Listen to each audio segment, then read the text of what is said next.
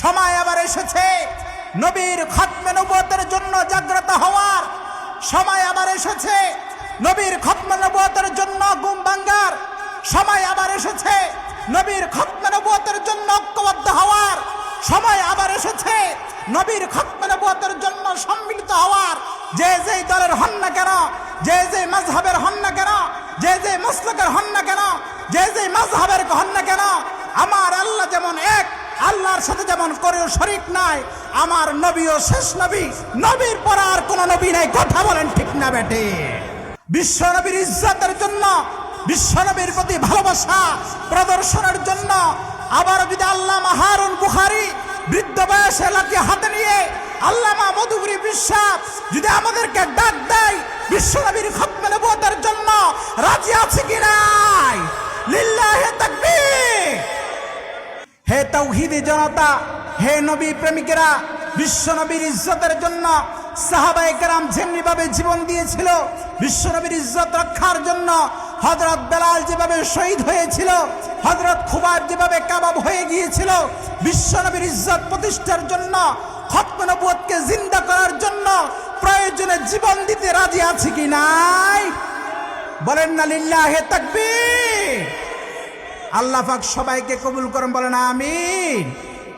রাসূলুল্লাহ সাল্লাল্লাহু আলাইহি ওয়াসাল্লাম বলছেন, আনা খাতামুন নাবিয়্যিন লা নাবিয়্যা বাদি। আমি শেষ নবী, আমার পর আর কোন নবী আসবে না। রাসূলের জন্য সাহাবায়ে কেরাম নিজের জান দিয়ে দিয়েছেন। কেমন? হযরত হাবিব ইবনে যায়েদ মুসাইলামাতুল কাযযাবের দরবারে বসা রাসূল বলেছেন, আনা খাতামুন নাবিয়্যিন লা নাবিয়্যা বাদি। আমি শেষ নবী, আমার পর আর কোন নবী আসবে না। একটা আওয়াজ করে বলেন, নবী সত্য বলে না মিথ্যা বলে? আমার পয়গম্বর বলেছেন আমার পর আর কোন নবী আসবে না। সুতরাং নবীর পরে যেগুলা নবুয়ত দাবি করে এগুলা নবী না বন্ড? আর আওয়াজ করে বলেন, নবী না বন্ড? সুতরাং মুসাইলামাতুল কাযযাব প্রথম নবুয়ত দাবিকারী বন্ড। তার সামনে হযরত হাবিব ইবনে যায়েদ তিনি বসা। হযরত উম্মে আম্মারার ছেলে মুসাইলামা বলে, হাবিব আমাকে নবী মানো, তোমাকে ছেড়ে দিব। নবীর জন্য জীবন উৎসর্গ করা কাফেলার অন্যতম সৈনিক হযরত হাবিব ইবনে যায়েদ। মুসাইলামা বলে, হাবিব আমাকে নবী মানো, তোমাকে ছেড়ে দিব। হাবিব বললেন, তুই মৃত্যুক, তুই অভিশপ্ত, তুই বন্ড, তুই নবী না। তার ডান হাত কেটে ফেলা হলো। মুসাইলামা বলে, হাবিব আমাকে নবী মানো, তোমাকে ছেড়ে দিব। হাবিব বললেন, তুই বন্ড, তুই নবী না, তুই অভিশপ্ত। বাম হাত কেটে ফেলা হলো।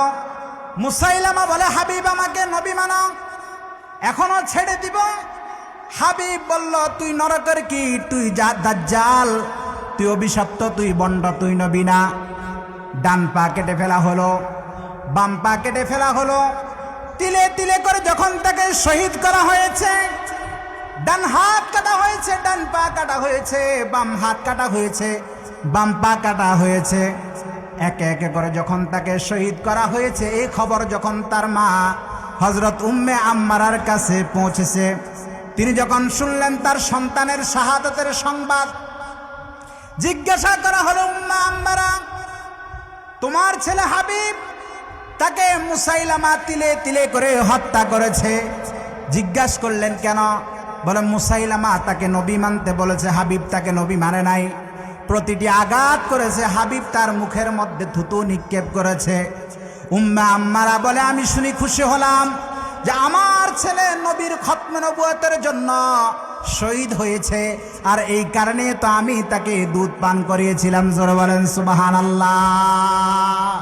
মুহতারাম হাজরিন,